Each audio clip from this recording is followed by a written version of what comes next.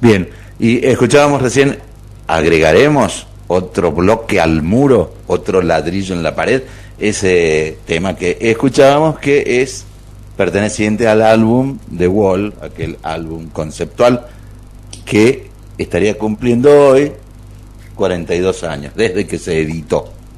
3 años después saldría la película Sí. muy elogiada, muy interesante, pero esta obra musical de Pink Floyd, su álbum número 11, aparecía el 30 de noviembre en 1979.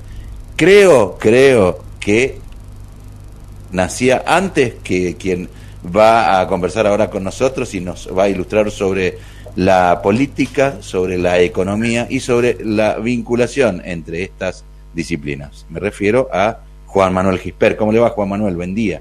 Buen día, Ariel. Buen día, Emilio. ¿Cómo están? ¿Qué tal, Juan Manuel? Muy bien. Vamos a tratar de sacar un ladrillo de la pared, no agregar otro. Sería bueno, sí. Bueno, depende para qué sea la pared, ¿no? Y para...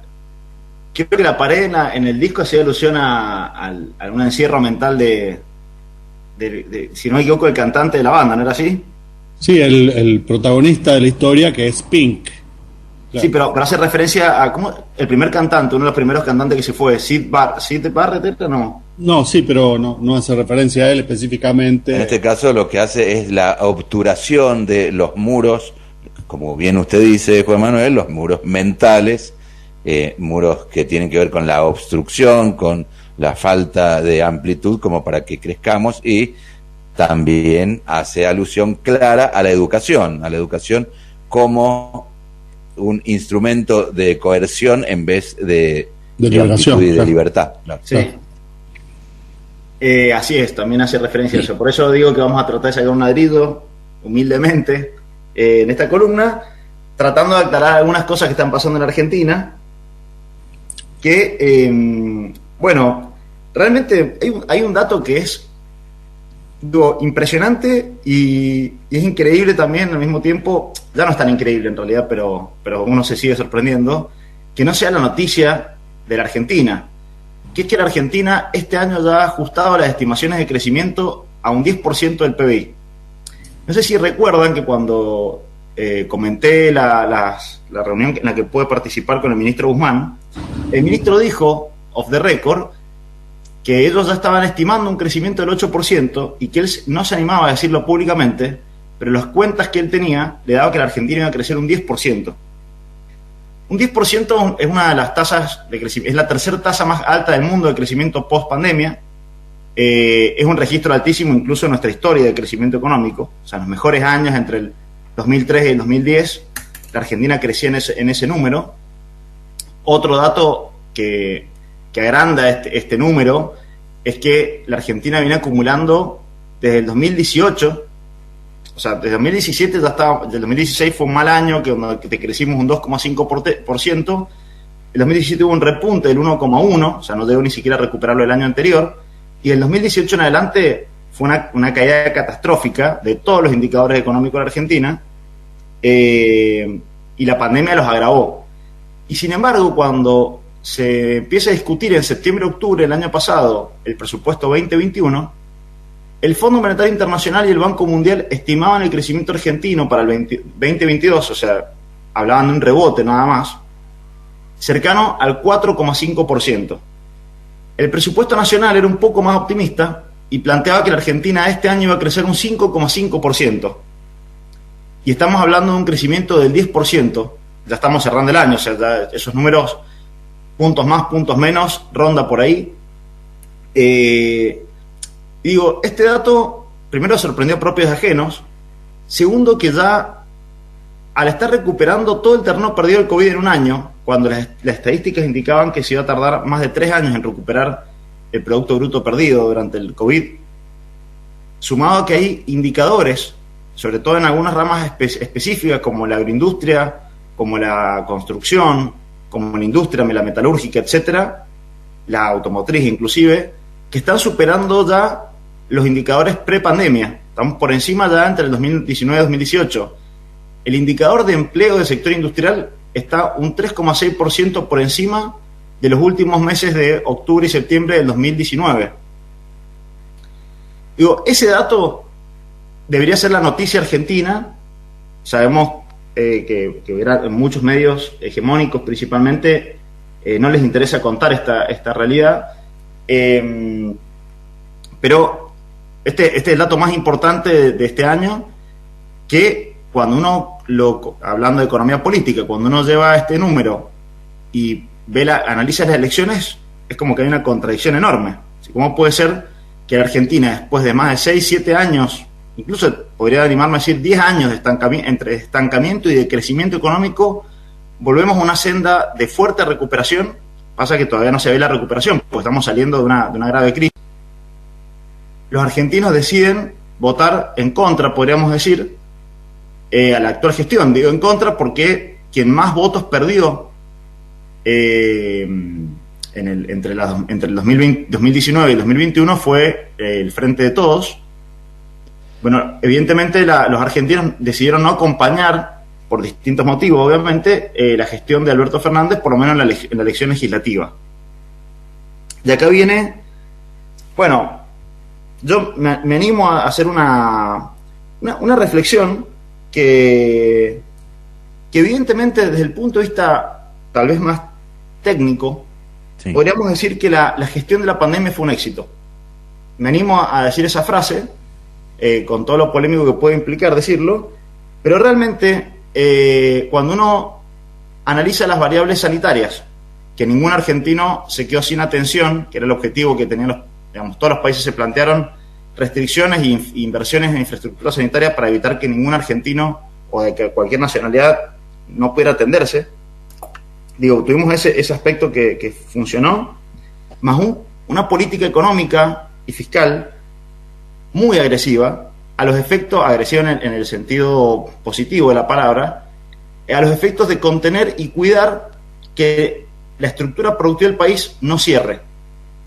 A partir de los repro, de los IFE, de las vacunas, de los bonos a jubilados, los bonos a los planes sociales, una política industrial muy fuerte, con un gran financiamiento a partir del fondeo de fondos de garantía, de líneas de crédito específicas para el sector industrial, financiamiento del consumo con los programas de ahora 12, ahora 18, ahora no sé cuántas cuotas ya tienen, más la provisión de despido y la doble indemnización.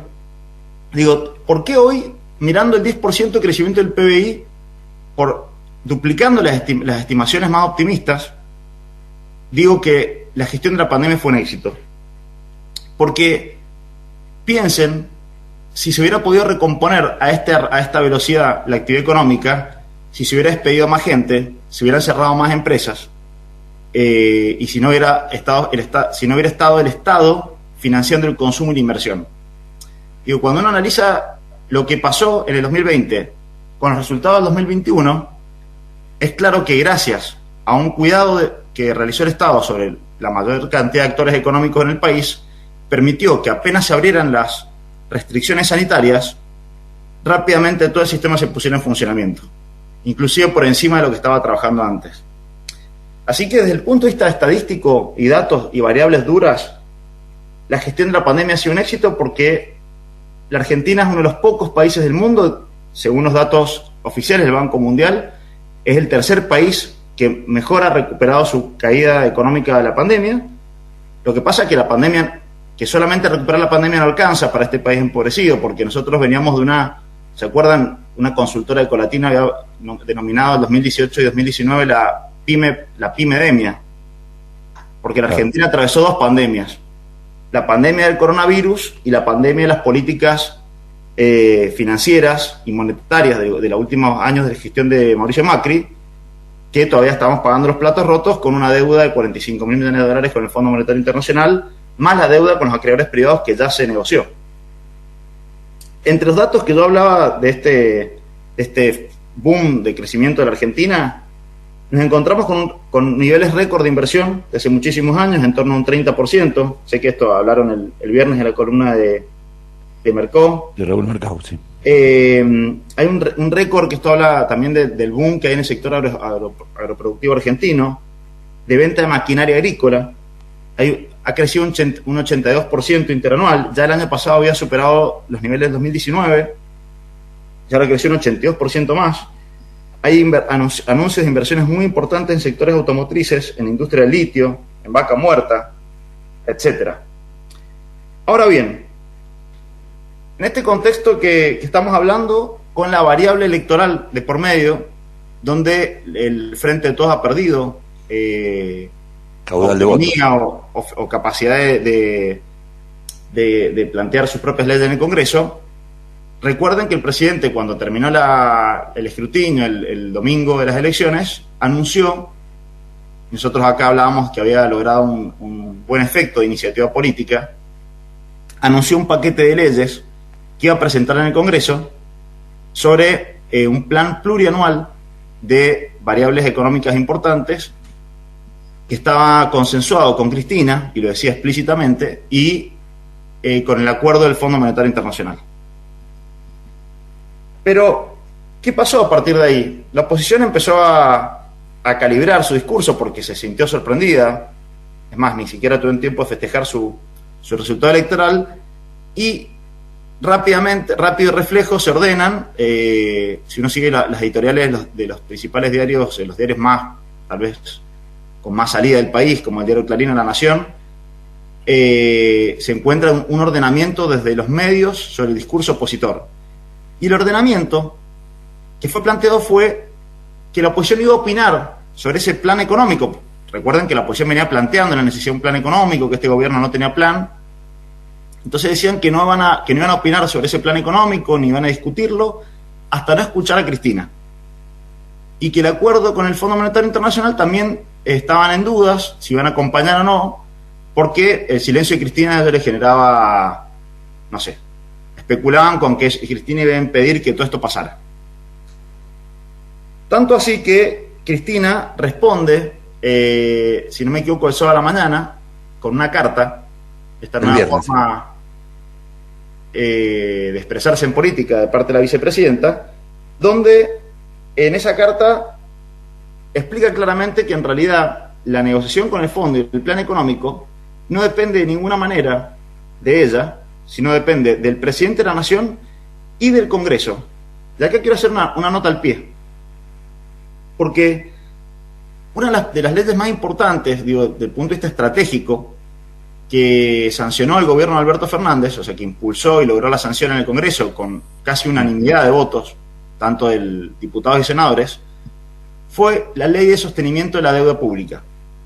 ¿Qué busca esa ley? Esa ley busca impedir que un presidente solo pueda decidir endeudarse con el Fondo Monetario Internacional o con cualquier otro. Ley que fue sancionada en el 2020. ¿No? Exactamente, en el 2020 sancionan esta ley con unanimidad, y lo que hace esa ley es ponerle una especie de cepo al poder del Ejecutivo Nacional a la hora de tomar deuda con organismos internacionales. Sí, en realidad es una nueva cláusula, es como un candado doble, porque eso ya está en la Constitución, el hecho de que para tomar deuda tiene que pasar por el arbitrio del Congreso de la Nación. Esto lo que hace es reforzar definitivamente esto para que no haya posibilidades de saltarse, como lo hizo Macri con el endeudamiento ante el FMI. Claro, pero en el Fondo Monetario en particular, al ser la Argentina socio del fondo, tiene cierto, no soy especialista en esto, pero tengo entendido que tiene la posibilidad de endeudarse sin necesidad de pasar por el Congreso. Más allá de que el gobierno de Macri no cumplió todos los procesos necesarios para legalmente acceder a este préstamo, no requería la aprobación del Congreso ese crédito que tomó Mauricio Macri. Tengo entendido no requería en el Fondo Monetario Internacional, pero en Argentina sí. O sea, una exhibición más de la falta de soberanía que tenemos. No, y el Fondo Monetario Internacional tampoco cumplió sus mecanismos de control interno, y nadie lo puede discutir. Nosotros decíamos pero como decía, porque seguramente yo lo quité del tema, esta ley que además de alguna manera ratifica políticamente de Cristina Fernández de Kirchner, es lo que hace que no dependa de, podríamos decir, el estado de ánimo ni de Cristina, ni de Alberto, ni de Máximo, ni de Massa, ni de Axel ni de ninguno de los actores políticos, sino que tiene que ver justamente con un sistema soberano programático y legislativo para que si se va a tomar deuda de carácter público se haga con todos los atributos necesarios y requeridos, y sobre todo para que se sepa cuál va a ser el destino. Usted recordará que acá en Mendoza el actual senador electo Cornejo, ex diputado, tomó deuda en dólares, ¿sí? Sí. Pero esa deuda la tomó con la anuencia de la legislatura. El problema es que no conocemos el destino, pero digamos, la parte previa estuvo dentro de los cánones legales. Así es. Bueno, justamente lo que estamos planteando, esta ley lo que busca es obligar a que cualquier intento de endeudamiento pase por el Congreso y tenga que ser discutido y votado por la mayoría, o sea, por todos los representantes del Congreso, y evitaría estas maniobras y no conocer los destinos de este endeudamiento. Pero fíjense que esa ley busca regular a futuro, y también esta ley lo que menciona es que no solamente cualquier toma de deuda, sino cualquier plan de refinanciamiento de deuda. Sí, y fíjense que esta ley hoy condiciona al gobierno nacional. Sí.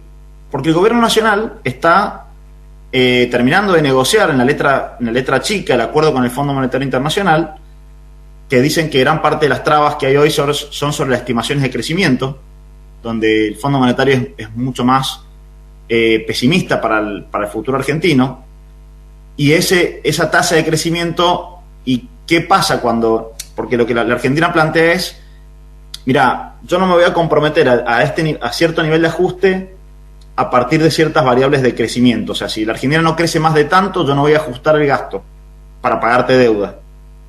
La discusión está centrada principalmente ahí, es hasta dónde el Estado va a ajustar el gasto público para generar ahorro suficiente para pagar deuda.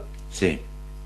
Y algunos puntos que son muy significativos, en donde plantea la Argentina, el gobierno de la Argentina en este caso, en representación del país, de no alterar algunas cuestiones que son muy importantes. Uno, que no vaya a haber reforma laboral, que es una de las insistencias del Fondo Monetario Internacional, que no haya alteración del sistema de pensiones y jubilaciones, que no se alteren las asistencias sociales, que son, como todos sabemos, hoy indispensables, por lo cual me parece que es interesante el punto de partida. Así es. Y bueno, este acuerdo en el fondo, donde la Argentina está muy plantada en ciertos puntos, esto que está mencionando Ariel de la no flexibilización laboral, no ajustar el sistema previsional argentino, etcétera, estarían saldados, por lo menos lo que dicen algunos economistas especializados en negociación de deuda, pero está trabada acá la negociación. La Argentina tiene hacia finales de diciembre que pagar 1.900 millones de dólares al Fondo Monetario Internacional, en caso de que no se haya terminado de cerrar el acuerdo antes, y entre el enero y abril 4.700 millones de dólares más, que es un número muy importante, pero tiene que pasar por el Congreso. O sea, y fíjense, la oposición dice, nosotros no vamos a opinar nada de la ley de plan económico ni de acuerdo con el fondo hasta que Cristina no se expida.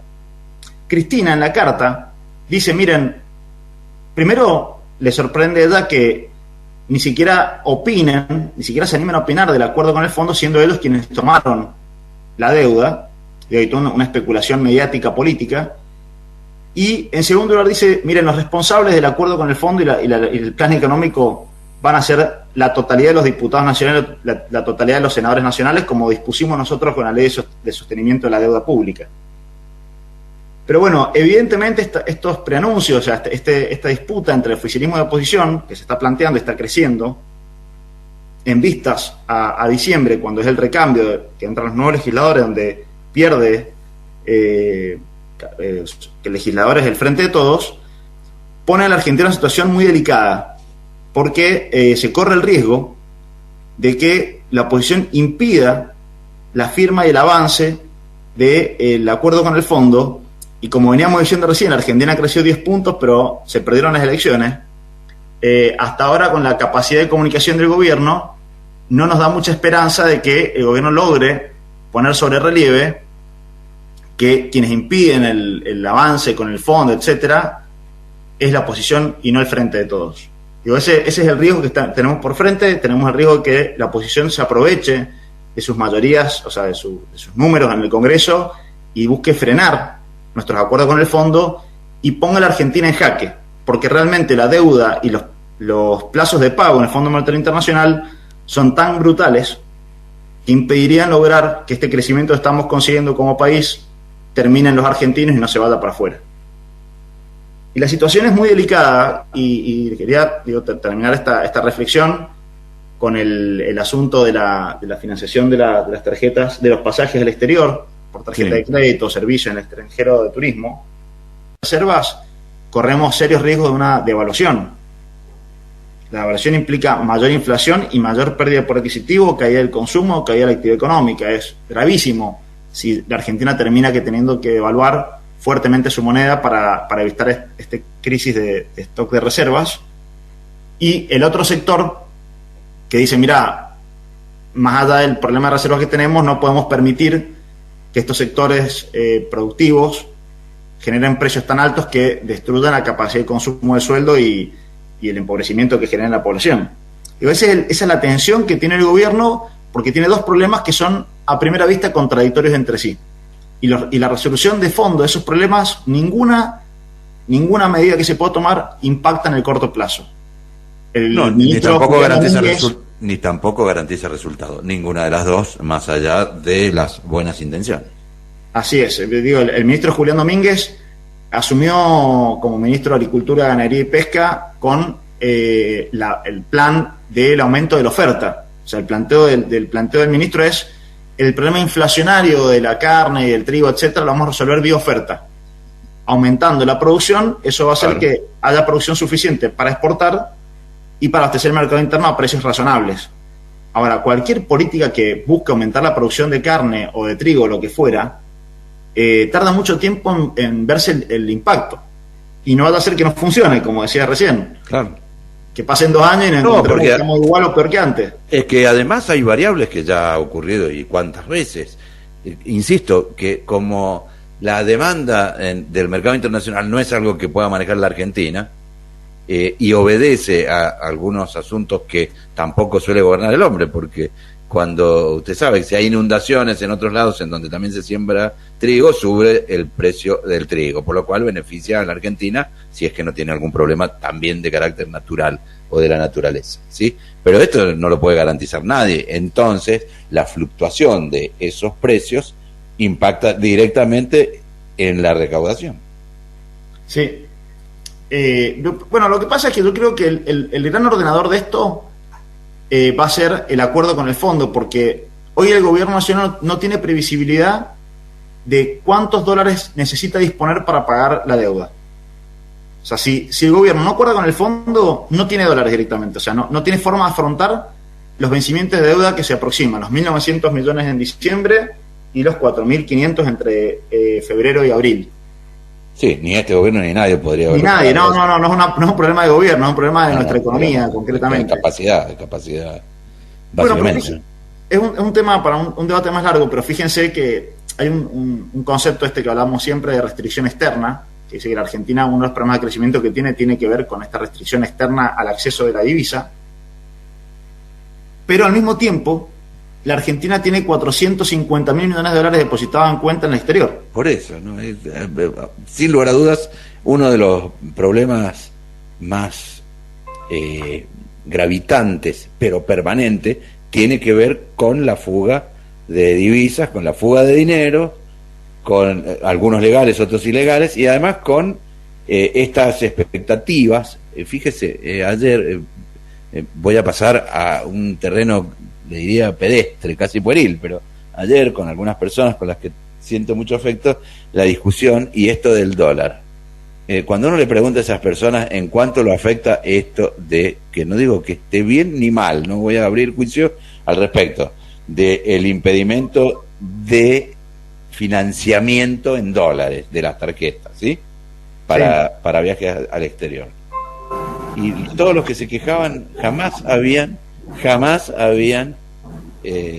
obtenido un crédito para viajar al exterior a través de la tarjeta en dólares. ¿Se entiende? Totalmente.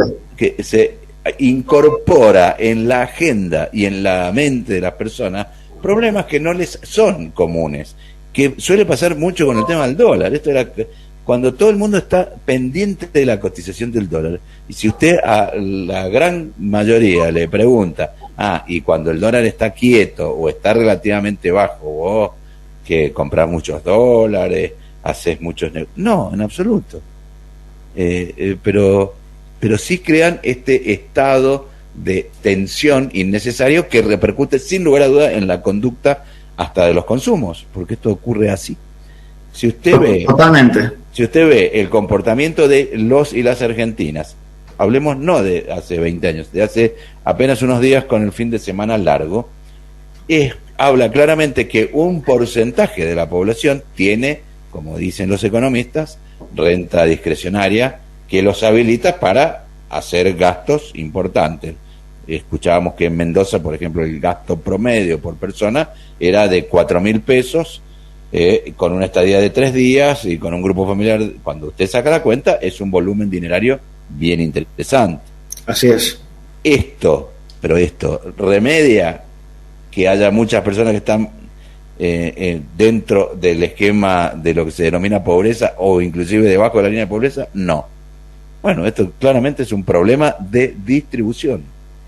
Y la distribución se hace con política. La economía no puede sentar bases para un sistema distributivo, sino es a propósito de decisiones y definiciones políticas. Así es. Justamente uno de los roles indelegables del Estado, la existencia misma del Estado tiene su fundamento en esta necesidad de distribuir y regular el funcionamiento de la economía, porque está demostrado que cuando se libran las fuerzas naturales, como decían los clásicos del mercado, el fenómeno más natural es la concentración de la riqueza, que a largo plazo termina destruyendo todo, la riqueza y la no riqueza. Esto es tal cual, el problema es un problema de distribución. Esto que decíamos recién, Argentina creció 10 puntos, está creciendo 10 puntos del PBI en este año, sin embargo, no se termina de ver en la realidad. Hay un aspecto que sí, uno cuando recorre sobre todo las calles céntricas, en los sectores más populares, hay un movimiento impresionante de consumo, se empieza a ver de vuelta el movimiento en las calles, en los comercios, etcétera, pero la inflación ha sido un gran distribuidor de la riqueza, pero hacia arriba, hacia los sectores concentrados. Y bueno, estos debates existenciales que tienen los miembros del gabinete y las internas de Frente de Todos están dándole lugar a que estos grupos concentrados de la economía, concentrados en los grupos productores de alimentos, en la AEA, en la Asociación Argentina de Empresarios, encuentren un terreno muy bueno para operar políticamente y evitar que el gobierno pueda avanzar en medidas de fondo. Igual fíjense, como dato de color, que algo que no sé si, yo no tengo registro, por lo menos haberlo visto en los últimos, 30 días, 40 días, he visto varias noticias sobre que han encontrado camiones e incluso barcos tratando de exportar de forma ilegal granos al exterior.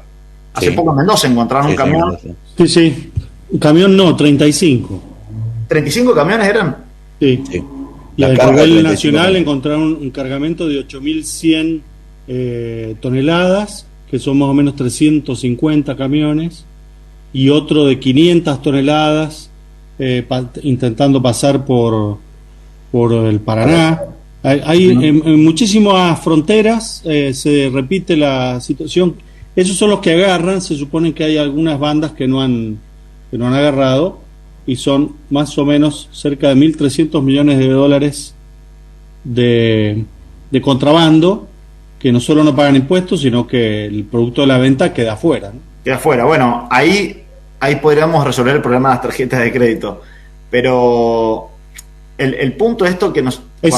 falta decir, discúlpeme Juan, que la gente que realiza estas cuestiones pertenecen a los mismos grupos y en los mismos lugares geográficos donde ha ganado ampliamente las propuestas del macrismo y la Unión Cívica Radical, y muchos con liderazgos de esas agrupaciones, ¿no? Es así, las cámaras productoras de estos productos en gran parte han acompañado las políticas. Pasa que han acompañado a un Estado que abandona su rol de controlador, por eso lo votan. A ver, uno de los temas. Primero, esto no es una cuestión ni accidental, ni única, ni extraordinaria. Lo que es extraordinario, dos cosas, es que se los detecte y que se hagan los operativos correspondientes. Eso es lo extraordinario. Eso es lo extraordinario. No es que no haya habido y que haya recurrentemente. Y lo segundo, extraordinario, es que se comunique. ¿Sí? Es verdad, las dos cosas son tan extraordinarias. Efectivamente. Algo que hubiese sido tapa de todos los diarios en una administración distinta, en este caso no dio ni para un clasificado. Bueno, claramente esto lo que hace es conspirar contra las políticas también de control.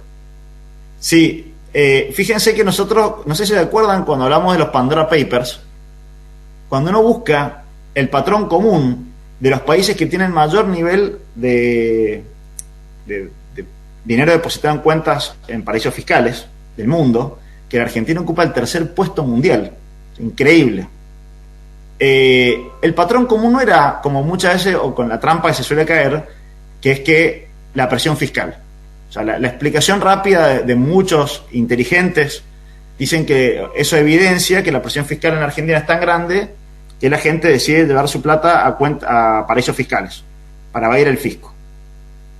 Cuando uno analiza los países, o sea, el ranking de los principales países, se encuentra con que el patrón común no es la presión fiscal, sino que el patrón común es el control y el peso de la ley sobre aquellos que deciden evadir. Claro. Sí, ejemplo, y hay otro dato. Dinamarca tiene una presión fiscal de las más altas del mundo, y sin embargo nadie se anima a sacar el dinero a cuenta en paraísos fiscales porque la condena social y penal de aquel empresario que decida hacer esa operación son tremendas. Digo esto que hablamos recién de los controles del Estado y cómo se está controlando hoy la salida, porque es una decisión política. Lo extraordinario es que hay una decisión política que no pasaba en Argentina, claro, de controlar estas aduanas y este fraude que estamos viviendo, donde están sacando nuestra producción afuera de forma ilegal. Le quería agregar a su dato, Juan, que para hacer este contrabando participan empresas de camiones, empresas de logística, contadores, empresas de exportación, despachantes de aduana, empresas que fragúan la documentación, pero los únicos que son detenidos y procesados inmediatamente son los choferes de los camiones. Sí. Y lo otro que se conoce con el contrabando y el tráfico ilegal de mercancías por las aduanas es que no es de ahora, y quienes controlan las aduanas y los puestos limítrofes son personas que tienen mucho poder o que quieren tener mucho poder. Esto está descrito en todos los libros de historia vinculados a la historia argentina, a la historia de los puertos y la aduana, ¿no? Hay uno muy reciente de Enrique Vázquez, que le costó a él también persecución y causas penales por denunciar a los que son traficantes. Es increíble. A ver, cuando uno lee los libros de historia pre-Revolución de Mayo, las familias poderosas de Capital Federal se les llamaba los piratas del barranco, porque eran, en ese momento estaba el monopolio del comercio exterior de la Argentina con España, por disposición del rey y el virreinato del Río de la Plata, y ya venían estas familias, que son los mismos apellidos que se encuentran hoy, ya venían desarrollando el oficio del contrabando y la piratería. Así que desde hace más de 200 años que han calibrado todos los instrumentos, las relaciones comerciales, los acuerdos con las empresas de transporte, con las aduanas. Es un problema, las aduanas han sido el gran problema nacional. El control de las aduanas, la renta que generan las aduanas, está ahí gran parte del conflicto argentino y la famosa grieta de la que tanto se habla. Así es. Bien. Así que bueno, estimados, nada más por hoy. Le agradecemos, muy esclarecedor, y también sería bueno, y seguramente en otro momento vamos a hablar de las circulares del Banco Central, de las confusiones que generan, y sobre todo de las confusiones que generan a los legos, como uno, y también del déficit comunicativo que existe en ese organismo para explicar las cosas y para no ayudar a los agoreros de siempre que estimulan el temor para que las personas tengan conductas que conspiran y se genera lo que se denomina la profecía autocumplida, ¿no? Me refiero a esto de los dólares, de las divisas, que lo que hacen es alentar eso. Y a la responsabilidad, que en esto sí opinan que debe haber una especie de comité de ética, algo que con lo cual personalmente no adhiero, y me parece que tiene que haber algunas leyes que sean restrictivas de poder multiplicar algunas mentiras como hacen algunos medios. Sí, el gran problema de las fake news que estamos viviendo. Sí, que es permanente y que no es actual, no es de nacimiento actual, pero ahora de una profusión y una velocidad inusual. Sí, o sea, de un impacto muy importante. Muchas gracias, Juan Manuel Gispert. Muchas gracias a ustedes. Nos vemos la semana que viene. Hasta luego. Hasta la semana que viene, Juan.